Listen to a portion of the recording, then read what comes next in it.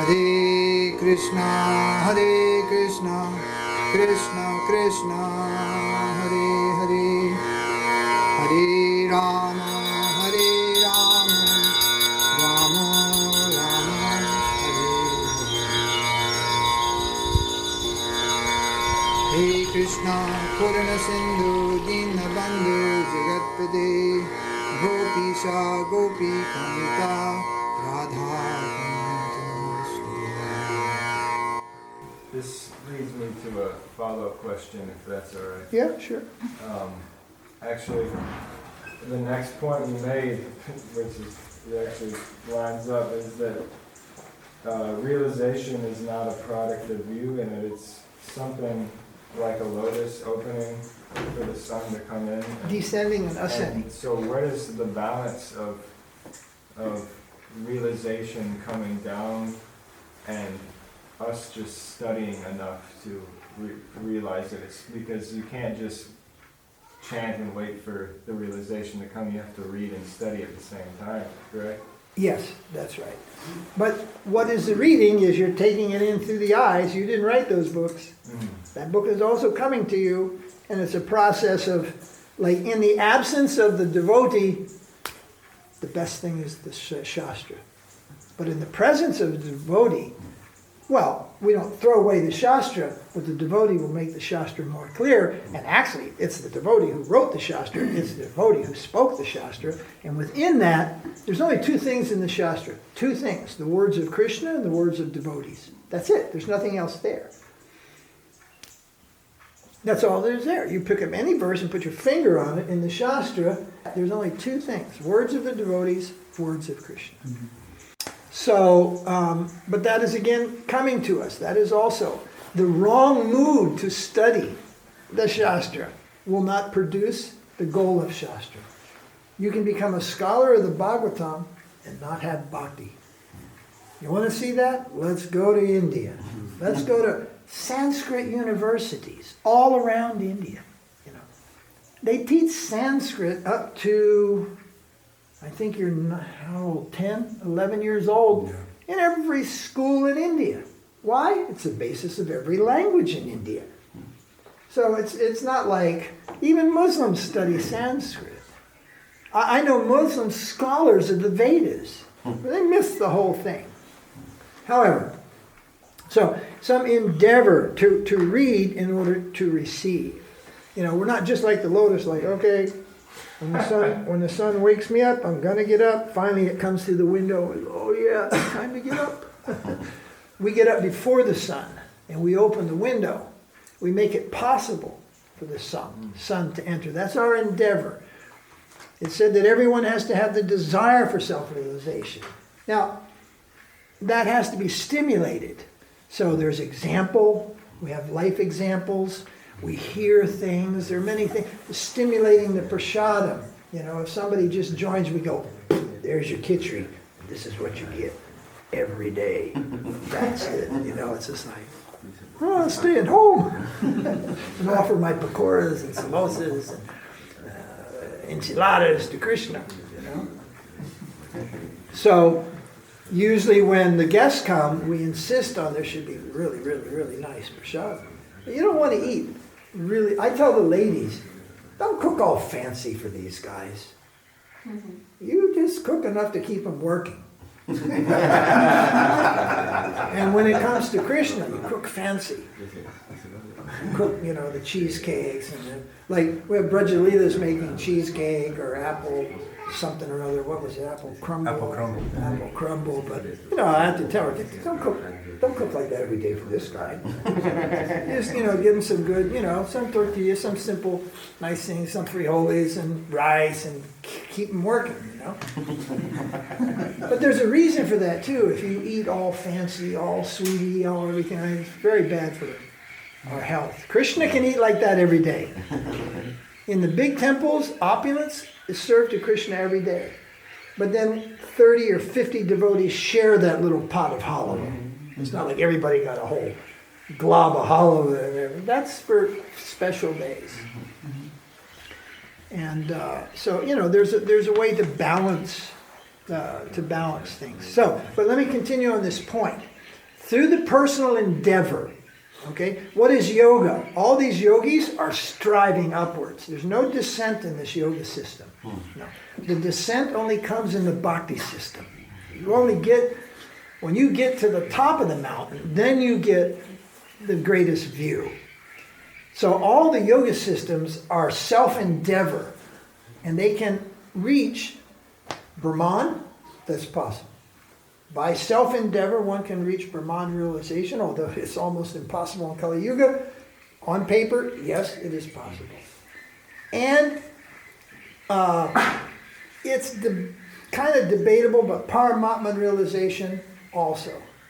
But when Paramatma is realized by one's own endeavor, a confusion sets in. And the Paramatma realized yogi thinks that the form that he sees of the supersoul is himself. This is the confusion.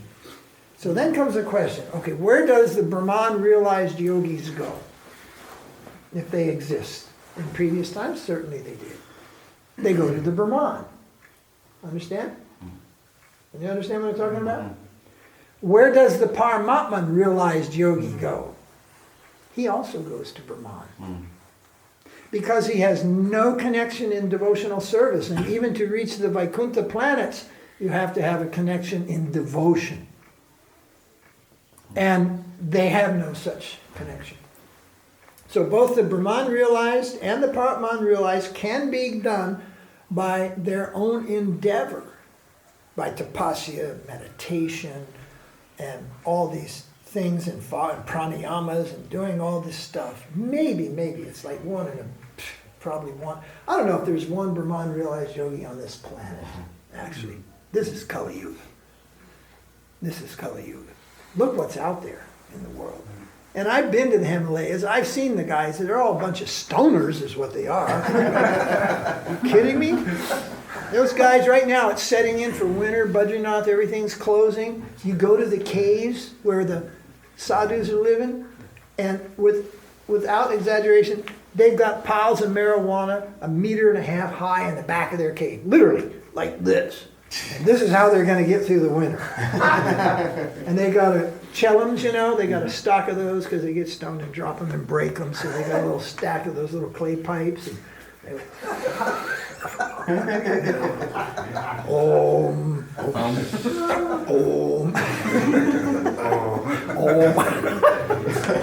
No, it's true. It's true. They're all of them. I've never met a total clean-cut yogi in India. Maybe there are some in the Himalayas. They're all stoners. All the Nagas, all of them.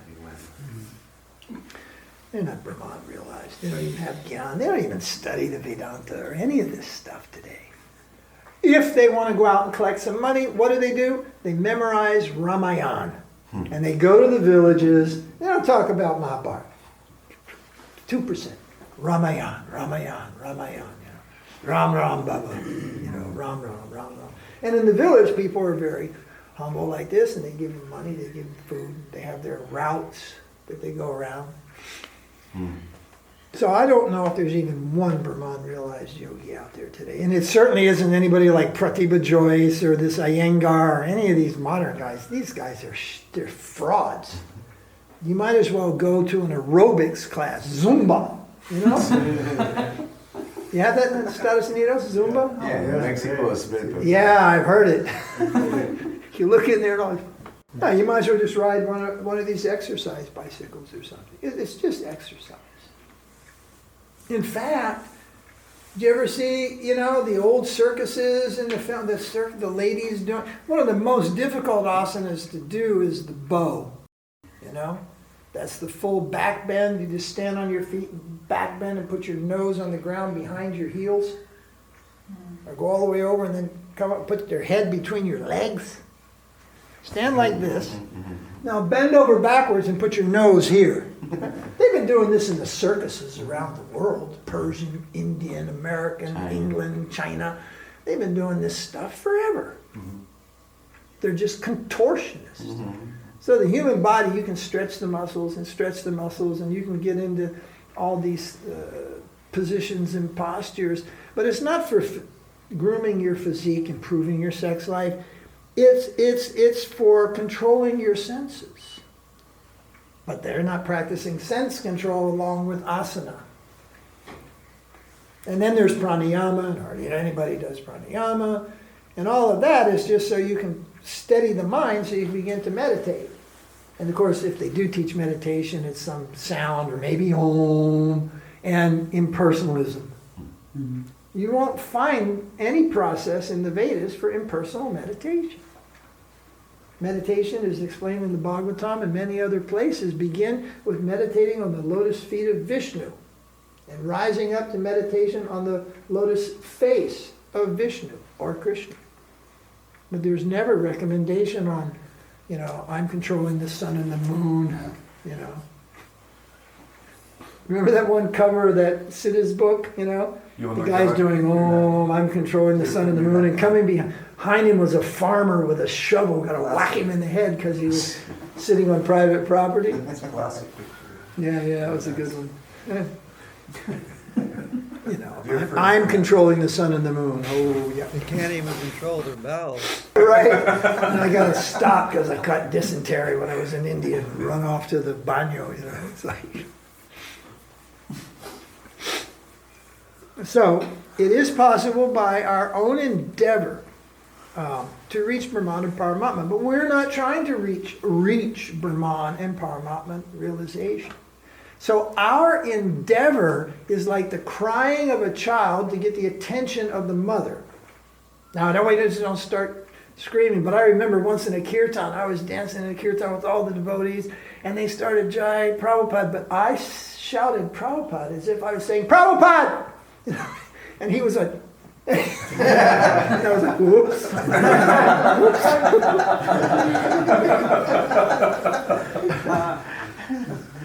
It said there was who was he?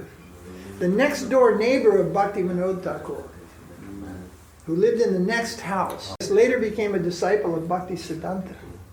And when he was a young man, he would wake up early in the morning, middle of the night, and there would be Bhakti Vinod in the garden behind his house, chanting japa, as if calling someone from a great distance. And this young man would wake up to go to the banyo in the middle of the night, and he would hear Bhakti Vinod chanting loudly, and he said, as if calling someone from a great distance. But generally, japa is chanted quietly, not loudly. But he is chanting the holy name of Krishna, and at a very advanced stage of bhakti, feeling separation from Krishna. Maybe he was even shedding tears. I don't want to see you up here in the middle of the night going, Krishna, Krishna, shouting everything out here, tears coming out of your eyes because you're sticking yourself in the ass with a pin, We can't imitate. And sometimes devotees, when they see, for example, I'll give you an example. One day Govinda Maharaj said to the devotees, he goes, you see, all of you are coming to Sridhar Maharaj, and you are seeing him in Paramahamsa Bhava, full of affection, just love, affection, and just so sweet and everything. He said, when he was 40 years old, you wouldn't want to go near him. He said, we used to argue with each other. Who's going to take the prasadam? No, I did it last time. You do it this time. He was so strict, and anything that was out of place, whoa, you might get a lesson. People were like, no, you take him as prasadam. He said, so we were seeing him in Paramahamsa Bhava. But Prabhupada, we rarely saw him in Paramahamsa Bhava. He was in Parvajacharya Bhava. That means he's pushing. God is not dead, I have seen him. He's fighting with atheism. He's fighting with materialism. He's fighting with all kinds of nonsense. Boot on face, he said, I kick on their face, scientists. I kick them in the teeth. You say there is no God, I kick you in the teeth. I have seen him. Fighting. But Sridhar Maharaj was much older when all the Western devotees came around, so Govinda Maharaj pointed this out, and I think very aptly also.